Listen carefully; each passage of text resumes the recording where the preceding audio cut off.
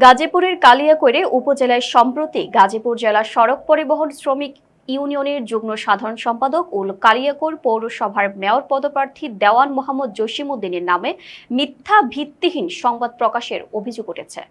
প্রতিনিধি দেলোয়ার শিকদার জানান, স্থানীয় সূত্র জানায় উপজেলার ভুলুয়া এলাকায় মোসারেখা খাতুন এর পরিবারের সাথে দীর্ঘদিন ধরে সজীব ও নাইমগং পারিবারিক শত্রুতা পোষণ করছে।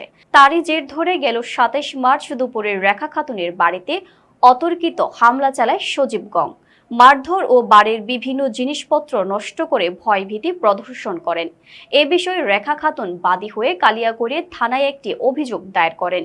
এরই ধারাবাহিকতায় ভুলবশত দেওয়ান মোহাম্মদ জসিমউদ্দিনের নামে মিথ্যা ভিত্তিহীন সংবাদ প্রচারের অভিযোগ উঠেছে, যার সাথে দেওয়ান মোহাম্মদ জসিমউদ্দিনের কোনো সম্পৃক্ততাই নেই।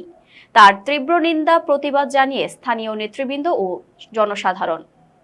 এই জসিম হইল এই যে সন্ত্রাস জসিম, ওই কোন জসিম দেন জসিম ওনারে আমরা জীবনে দেখিও নাই, আসেও নাই, এটার সম্পর্কে জানিও না। তবে আমার দৃষ্টিতে আসে এবং বিভিন্ন জন আমাকে জানানোর পর আমি বিভিন্নভাবে খোঁজ খবর নিয়ে দেখি যাদের সাথে ঘটনা যারা ভিকটিম তাদের সাথে আমার কোনো আসলে সম্পর্ক নেই। আমার জীবন দশায় আমি ওইদিকে যাইও নাই, আমি তো তাদের চিনি না। এবং পাশাপাশি ভিকটিম যাদের নামে অভিযোগ করছে আরো লোক, তাদেরকেও আমি চিনি না। আর আমার বিশ্বাস শতভাগ, আপনারা যদি দয়া করে, সাংবাদিক পেশা মহান পেশা, আপনারা ভিকটিমকে জিজ্ঞাসা করে দেখেন, আমার বক্তব্যের সাথে মিলিয়ে দেখবেন ভিকটিম আমাকে চিনে না। এটা আমার শতভাগ বিশ্বাস।